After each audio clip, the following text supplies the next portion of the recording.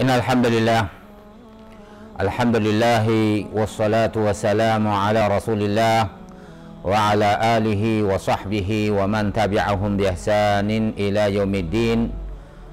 Amma ba'd. Ayyuhal ahibbah, as'adallahu awqatakum fi kulli khair. Assalamualaikum warahmatullahi wabarakatuh. Qala Allah Ta'ala, a'udzu billahi minasyaitonir rajim. Wa ma khalaqtul jinna wal insa illa liya'budun. Lahat ng papuri pasasalamat na ukol lamang kay Allah. Ang pagpapala, kapayapaan, naway mapasa ating mahal na propeta Muhammad sallallahu alaihi wasallam, sa kanyang mga kamag-anak, kanyang mga kasamahan, at mapasa lahat ng mga taong sumunod sa mga mabubuting aral ng ating mahal na propeta Muhammad sallallahu alaihi wasallam hanggang sa araw ng paghuhukom. Mga minamahal naming mga kapatid na taga-subaybay, naway pagpapalain kayo ni Allah, pagpapalain kayo nawa ni Allah subhanahu wa ta'ala sa inyong mga panahon na kung saan ipagkakaloob niya sa inyo ang maraming kabutihan. So ngayon, ang tatalakay natin yung sinabi ng Panginoon Allah subhanahu wa ta'ala sa Quran. Sabi ng Panginoon Allah, wa ma khalaqtul jinna wal insa illa liya'budun. Hindi ko sabi niya nilikha ang jin, yung maikanto, at saka yung tao, liban sa para sa pagsasamba sa akin, sabi ng Panginoon Allah, para lamang sa ibada. Ang ibinigay na definition ni Sheikhul Islam Ibn Taymiyyah rahimahullah sa tinatawag na ibada, pagsasamba, ismun syamilun aw jami'un lima yuhibbuhu Allah wa yardah min al-aqwal wal af'al al-batina wa zahirah. So nangahulugan na yung tinatawag na ibada, pagsasamba kay Allah, ito ay pangalan na kung saan nasasakupan niya ang lahat ng bagay na minamahal ng ating Panginoon Allah subhanahu wa ta'ala. At naging kalugod-lugod kay Allah subhanahu wa ta'ala yung mga bagay na yun, magkapareho yung salita o gawa, hindi nakikita man o kaya nakikita, lantaran. Kapag ginawa ng isang tao, o kaya sinabi ng isang tao yung ganung mga bagay, makakamit na yung kasiyahan ni Allah subhanahu wa ta'ala. Nalulugod sa kanya si Allah subhanahu wa ta'ala. So nangahulugan ang ginawa ng isang tao na yun ay yun ang ibada. So ang ibada, al-ibadatu laha arkan. Ang tinatawag na ibada, ito ay may mga haligi. Lil ibadati ruknani, awalan kamalu wal khudu wa dul, saniyan kamalul mahabba. Ang pagsasamba kay Allah subhanahu wa ta'ala, ito ay mayroong dalawang haligi. Una, yung ganap na pagpapakumbaba kay Allah subhanahu wa ta'ala. Pangalawang haligi na yung ganap na pagmamahal kay Allah subhanahu wa ta'ala. Kaya nagsabi ang Panginoon Allah subhanahu wa ta'ala sa Quran, wallazina amanu ashaddu hubban lillah. Sila yung mga naniniwala sa kaisahan ni Allah. Sila yung mga mananampalataya ang pinakamatindi ang kanilang pagmamahal kay Allah subhanahu wa ta'ala. Kaya yung tinatawag na ibada, pagsasamba kay Allah subhanahu wa ta'ala, laha syartan. Mayroong dalawang kondisyon para maging katanggap-tanggap kay Allah subhanahu wa ta'ala. Awalan, al-ikhlas lillah. Una, yung ginagawang pagsasamba, ito ay maging taos-puso alang-alang lamang kay Allah, sinseridad lamang kay Allah subhanahu wa ta'ala. Yan ang una. Pangalawa, ay yakuna mutaba'ah bin Nabi sallallahu alaihi wasallam, magiging alinsunod sa anumang pamamaraan ng ating mahal na propeta Muhammad sallallahu alaihi wasallam. Kaya si Sheikh Utsaimin rahimahullah, sabi niya, la yakunu la'abdu mutabi'an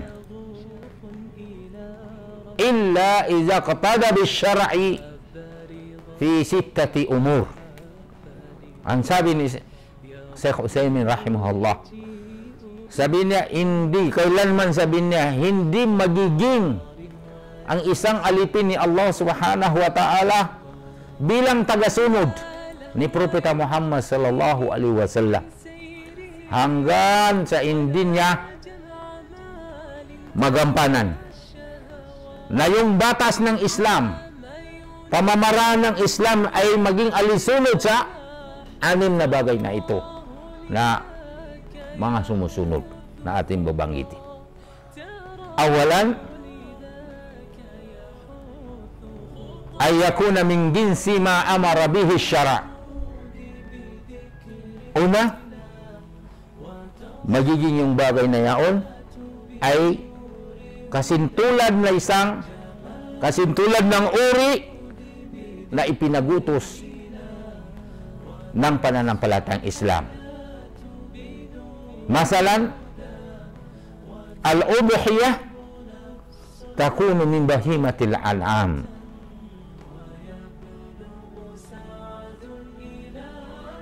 Patungkol sa pag-aalay ng hayop para mapalapit yung alipin ni Allah sa kanyang Panginoon Allah, tinatawag na kurban. Ginagawa na yung pag-aalay na yaon.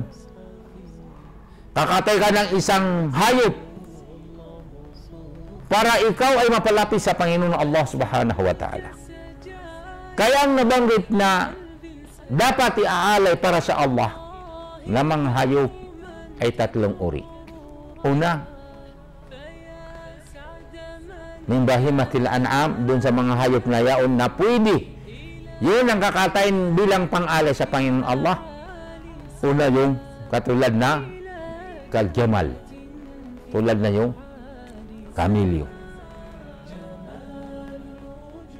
na kung saan ang kamilyo kapag kinatay mo yun ay para sa 7 tao ang mag-aalay nito, na kung saan sila ay maghati-hati, magsama-sama dun para sila ay mag-aalay para sa Allah. Pang 7 tao yung isang kamilyo. Ikalawang uri, al-baqarah, yung baka, pang 7 tao, para sa 7 tao rin yun. Pangatlo, yung ganam o kaya mais, yung tinatawag nating kambing o kaya tupa. So yun ang 3 uri na yan na mga hayop na pwede pang-alay sa Panginoon Allah. Hindi pwede yung kalabaw o kaya manok o yung ibang mga hayop na iaalay mo para sa Allah. Kaya dapat, para maging tagasunod tayo ni Propeta Muhammad sallallahu alaihi wasallam, so ganun ang kanyang ipinag-utos na gagawin, ganong uring mga hayop. So dapat yun ang gagawin natin. Wala nukhalifu fi misli hadhihi al-udhiyah. Hindi natin pwede sasalungatin sa pag-aalay natin para magpalapit tayo sa Panginoon Allah na ibang kakatay natin buko sa 3 uri ng mga hayop na ating nabanggit. Pangalawa, fi qadarihi, kung ano ang sukat o kaya bilang na nilarawan ng ating pananampalatayang Islam, itinuro sa atin ng mahal na Propeta Muhammad sallallahu alaihi wasallam, so ganun na yung bilang na dapat nating gagawin. Katulad na kaada di rakaati salawat Kasing tulad na yung mga bilang ng pagdarasal. Sa madaling pagdarasal, sa madaling araw, yung subuh, fajar, ay 2 rakaah. Yung duhur ay 4 na rakaah. Sa asar, 4 na rakaah. Maghrib, 3 rakaah. So, isya ay 4 ng rakaah. So ngayon, hindi natin pwede palitan. Sasabihin natin yung 2 rakaah na fajar, subuh ay gagawin natin 3 rakaah o kaya 4 na rakaah. Gayon din yung 4 rakaah, babawasan natin, gagawin natin 3 rakaah o kaya 2 rakaah. O kaya yung 3 rakaang maghrib, gagawin natin 4 rakaah o kaya 2 rakaah. Hindi pwede dagdagan at hindi pwede bawasan. Kung ano ang pamamaraan ng ating mahal na Propeta Muhammad sallallahu alaihi wasallam sa mga bagay na ito, so ganun na nga rin ang ating dapat gagawin. Kaya nagsabi ang mahal na Propeta Muhammad sallallahu alaihi wasallam, "Sallu kama ra'aytumuni usalli." Magdarasal kayo kasi tulad na inyong nakita na aking pamamaraan sa pagdarasal. Pangatlo, pilmakan. Doon sa lugar na kung saan doon sinasagawa ang pagsasamba. Hindi pwede natin palitan yung lugar na yaon na hahanap tayo ng lugar bukod sa lugar na yun na kung saan doon ginagawa ang ibada. Kasi tulad ng kal-ukuf bi Arafah. Katulad yung paghihinto doon sa Arafah na kung saan yung mga nagsagawa ng Hajj, sila'y manatili na humihinto sila doon sa Arafah hanggang sa paglubog ng araw. Saka na silang aalis doon. Kaya nagsabi ang mahal na Propeta Muhammad sallallahu alaihi wasallam, "Al-Hajju Arafah." Ang pagsagawa ng Hajj ay nandun sa Arafah. Kaya hindi pwede tayong hanap ng lugar na bukod sa Arafah. Kasi tulad na ginagawa ng mga Shia, na gumawa sila ng isang lugar na kung saan nandun na sila nagsagawa ng Hajj sa Iran, sa Karbala. Kaya hindi pwede palitan yung lugar na yan. Kung nasaan man yung lugar na doon ginaganap yung tinatawag na Hajj, pilgrimage, so kailangan nandun sa mga lugar na yun. Sa Makkah ginagawa yung Hajj. Az-zaman, pang-apat yung panahon. Tulad na yung panahon ng pag-aayuno sa buwan ng Ramadan ay nasa araw. Hindi pwede gagawin mo ikaw yung nag-aayuno sa gabi. O kaya, ang panahon ng 2 araw ng pangdiriwang pagkatapos ng Ramadan, Eid al-Fitr, at saka araw ng pangdiriwang pagkatapos ng Hajj, Eid al-Adha, at saka yung 3 araw na tinatawag na Ayyam Tashriq, yung ika-11 sa buwan ng Zulhajji at saka ika-12 at ika-13 sa buwan ng Zulhajji, yun ang tinatawag na Ayyam Tashriq. Sa loob ng 5 araw na yaon ay mahigpit na ipinagbabawal yung pag-aayuno sa mga panahon na yun. So hindi natin pwede sabihin na diyan tayo mag-aayuno sa mga panahon na yaon na mahigpit na ipinagbabawal yung pag-aayuno sa mga araw na yaon. Kaya yung panahon ng pagsasamba, kung ano mang panahon ng pagsasamba, so yun na. Tulad ng pagsagawa ng Hajj, ang panahon niya ay Zulhajji. Hindi natin pwede ilipat sa Shawwal o kaya sa ibang mga buwan. Kaya may mga tinutukoy na lugar at tinutukoy na mga panahon na kung saan doon ginagampanan ang ibada. So, panglima yung al-kayfiyah, kung papaano ginawa na yung ibada na yaon. So, kailangan gayon din ang gagawin natin.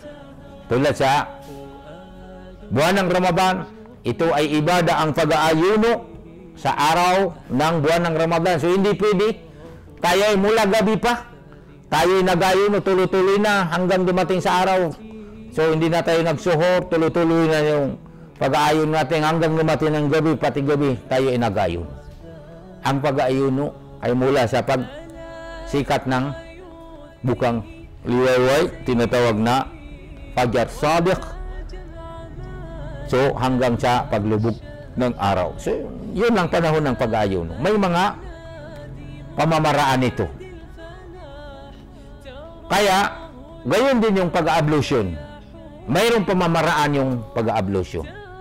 Kung ano ang pamamaraan ng pag-ablution na itinuro ng mahal na propeta Muhammad sallallahu alaihi wasallam, katulad na Bismillah. Bismillah lang ang zikir. So, hindi pwede mo dagdagan yun. Bismillah. Tapos hugasan mo yung dalawang kamay mo. Tapos magmumog na 3 beses. Sisingot ng tubig 3 beses. Then, hugasan mo yung mukha mo. Nakilamos ka ng 3 beses. Then, hugasan mo naman itong kasama din yung kamay mo hanggang dito sa braso.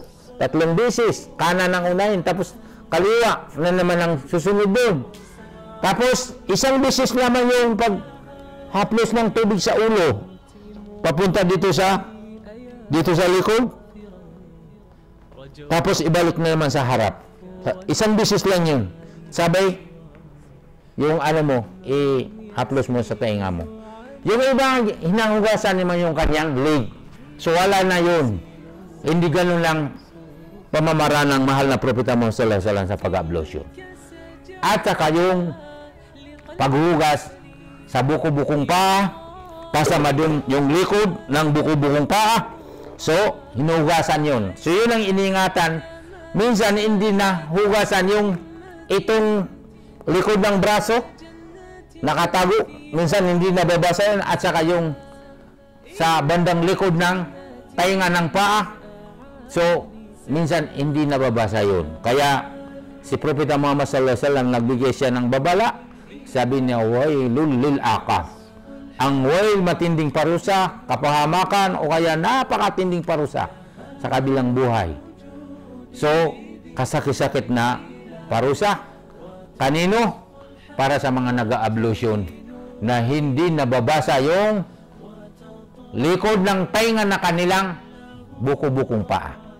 Kaya, iniingatan yun. Kaya yung ablution, pag-ablution, merong pamamaraan yan. Kung anong pamamaraan ng pag-ablution, so yun na ating gagawin. Pagkatapos mag-ablution, saka na lang natin bibigkasin yung asyhadu la ilaha illallah, asyhadu anna Muhammadan abduhu rasul, Allahumma ij'alni minat tawabin wa ij'alni minal mutatahhirin. Yun lang ang zikir. Hindi yung bawat hugasan mo sa mga kamay mo, yung pagmumug mo, paghugas ng ano, may mga panalangin. Allahumma atini kitabi, Allahumma bayid wajhi. So, mga ganun, mga panalangin, hindi yun kabilang sa mga itinuro na ating mahal na propeta Muhammad sallallahu alaihi wasallam. Kaya al-kayfiyah, kung ano ang pamamaraan ng pag-ablution, kasintulad na itinuro ng mahal na propeta Muhammad sallallahu alaihi wasallam, yun ang ating dapat gagawin. Gayon din yung pamamaraan ng pagdarasal, so gayon din na ang gagawin natin. Kung anong pamamaraan ng ibada, dapat natin pag-aaralan. Alamin natin kapag natutunan natin, kung ano man natutunan natin na aral ng mahal na propeta Muhammad sallallahu alaihi wasallam patungkol sa ibadat, so yun na ating gagawin. Pang-anim, yung sabab. Kung anong dahilan. Bakit natin ginagawa ang ibadah na ito? Anong dahilan? Katulad ng pag-aayuno, katulad ng pagdarasal. Kung ikaw ay nagdarasal, nag-aayuno dahil sa, sasabihin natin dahil sa kapanganakan ng propeta Muhammad sallallahu alaihi wasallam, kaarawan ng kapanganakan ng ating mahal na propeta Muhammad sallallahu alaihi wasallam, ano yung ginawa nating ibadah? So, hindi ginawa ng mahal na propeta Muhammad sallallahu alaihi wasallam na ganun. Kaya, tinuturing pa rin yun na kabilang sa tinatawag na bid'ah.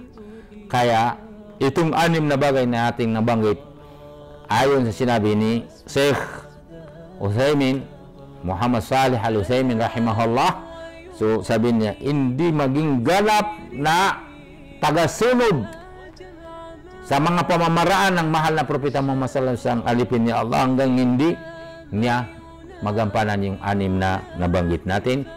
So, pag-aaralan natin yung mga sunnah na ating mahal na propeta Muhammad sallallahu alaihi wasallam, dahil yun ang maging sanhi na kung saan tatanggapin, maging katanggap-tanggap yung mga gawain natin. Na kung saan, 2 kondisyon, ay yakuna ikhlasan lillah, magiging taos puso, sinseridad para lamang sa Allah, wa ay yakuna mutaba'ah lima jabihin Nabi sallallahu alaihi wasallam, at maging alinsunod sa pamamaraan ng ating mahal na propeta Muhammad sallallahu alaihi wasallam. So hanggang dito na lang ating matatalakay. Naway gati pala kayo ni Allah sa inyong panood. Assalamualaikum warahmatullahi wabarakatuh.